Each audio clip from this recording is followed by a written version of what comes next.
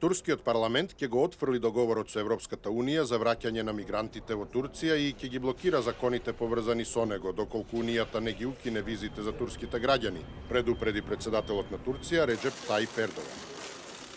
Ако преговорите бидат успешни, добро. Ако не бидат, ќе мора да се преземат мерки во турскиот парламент и законот за спроведување на договорот за реадмисија нема да биде ратификуван. Никаква одлука или закон во рамки на спогодбата за реадмисија нема да излезе од турскиот парламент. Говорејќи на светскиот хуманитарен самит во Истанбул, Ердоган рече дека и финансиските средства кои Европската Унија ги ветила во рамките на спогодбата се уште не ги добила.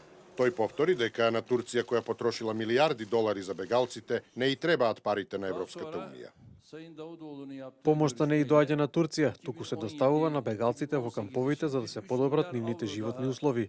Турција не бара услуги. Она што го очекуваме е искреност. Турција треба да исполни критериуми. Какви критериуми се тоа? Што подразбирате под тоа? Ердоган изјави дека никој без оглед на тоа во кој дел од светот се наоѓа не може да ги избегне последиците на хуманитарните кризи и дека телата на невини деца кои го загубија животот по брегот на Средоземно море е најголемата шлаканица на лицето на човештвото.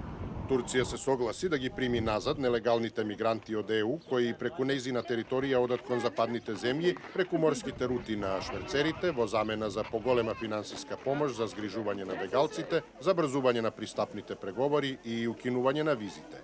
Германската канцеларка Ангела Меркел вчера изјави дека визите нема да бидат укинати на 1 јули, како што првично беше планирано, бидејќи Турција се уште не ги исполнила сите 72 критериуми. Европската Унија бара од Турција да ја стесни правната дефиниција на тероризмот, обвинувајќи ја дека го користи тој закон за прогон на политички противници и новинари кои ја критикуваат владата. Турскиот парламент пред една недела им го одзеде имунитетот на прокурдските пратеници, што се толкува како политички потег смислен за ослабување на поддршката на курдското прашање. Меркел ја истакне и важноста на независниот судски систем и независните медиуми. Во меѓувреме продолжува акцијата на грчката полиција за расчистување на нелегалниот бегалски камп кај Идомени на границата со Македонија, каде над 10.000 лица повеќе месеци чекаат повторно да биде отворена западно-балканската рута со цел да го продолжат патот кон Европа. Во вчерашниот прв ден од полициската операција од Идомени, евакуирани се 2000 лица, соопштија синоќа грчките власти и информираа дека акцијата ќе продолжи и во наредните денови. Полицијата соопшти дека 42 автобуси со повеќе од 2000 бегалци и мигранти заминале кон разни сместувачки центри во Солуни и околината. Во Идомени ќе остане силно полициско обезбедување за време на евакуацијата, се додека кампот во кој имаше околу 9000 луѓе не биде целосно испразнен.